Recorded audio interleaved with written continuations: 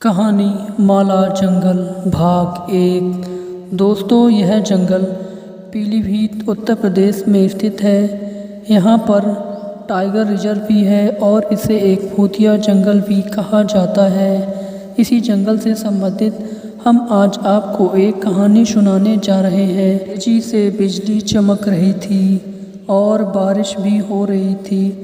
बड़ी बड़ी बूंदें उन दोनों की कार पर आकर गिर रही थीं। राहुल और निधि अपनी खराब हुई कार को माया जंगल के कच्चे रास्ते में लेकर फंसे हुए थे। ना तो मोबाइल में नेटवर्क ही था और ना ही किसी तरह की मदद की आशा थी। हर जगह बारिश से धुंधला ही नज़र आ रहा था। उनके कार की हेडलाइट भी ख़राब हो चुकी थी। निधि, उन गांव वालों ने हमें चेताया था ना राहुल कि इस जंगल में मत आना, पर तुम्हें जंगलों से इतना प्यार है कि कहीं भी दिख जाएं चले आते हो। राहुल बेबी, हमें कहाँ पता था कि अचानक मौसम ख़राब हो जाएगा। आज की रात हमें कार में ही काटनी होगी। सुबह किसी तरह की मदद ढूंढ लेंगे। निधि, मदद? हम जंगल में कितनी अंदर आ चुके हैं, तुम्हें पता भी है। यहाँ किसी इंसान का नामो निशान भी नहीं है। गांव वालों ने हमसे क्या कहा था पता है ना, कि इस जंगल की ओर कोई नहीं आता। यहाँ शैतानी शक्तियों का वास है। राहुल बेबी, गांव के लोग तो ऐसे ही बोलते हैं। शैतानी शक्तियाँ, भूत प्रेत सब मनगढ़ंत है। सुबह से हम इस जंगल में हैं, कुछ ऐसा महसूस नहीं हुआ ही। पता नहीं अब कैसे निकलेंगे यहाँ से।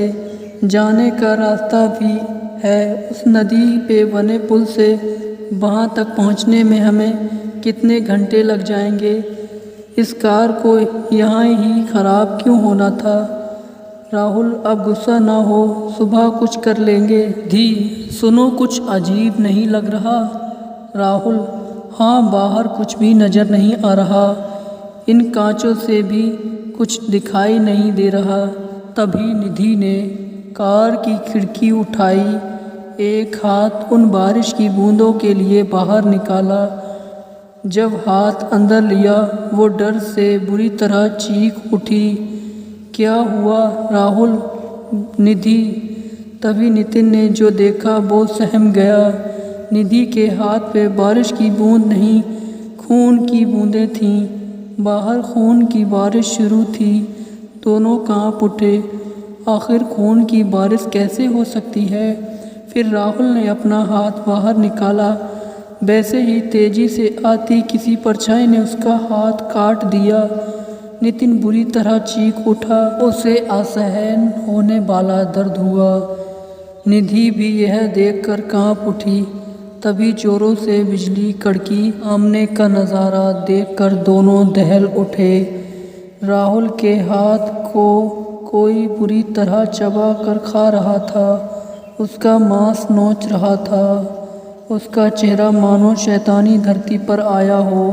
लाल रंग का भयंकर भारी शरीर, आधा चेहरा कीड़े से और आधा जली चमड़ी जैसा, जिसमें सिर्फ एक बड़ी डरावनी चमकती लाल आंखें लगी थीं। काले धारदार नाखून और तलवार जैसे उसके हाथ थे, जिससे उसने राहुल का हाथ काट दिया था।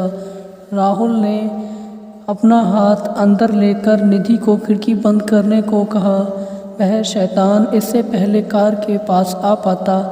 राहुल और निधि ने कार की खिड़की बंद कर ली थी। राहुल के हाथ से निकलते हुए खून को देखकर ज़ोर ज़ोर से चिल्लाने लगी। राहुल भी बहुत ज़ोर से चीख रहा था। तभी उसने एक कपड़ा निकालकर अपने हाथ पर पट्टी बांधी और खून को रोकने की कोशिश की।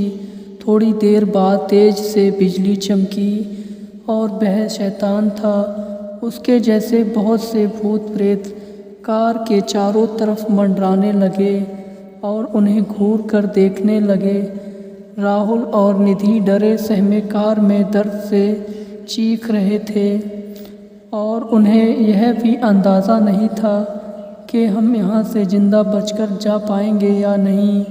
उन्हें अब अपने चारों तरफ मौत ही नज़र आ रही थी।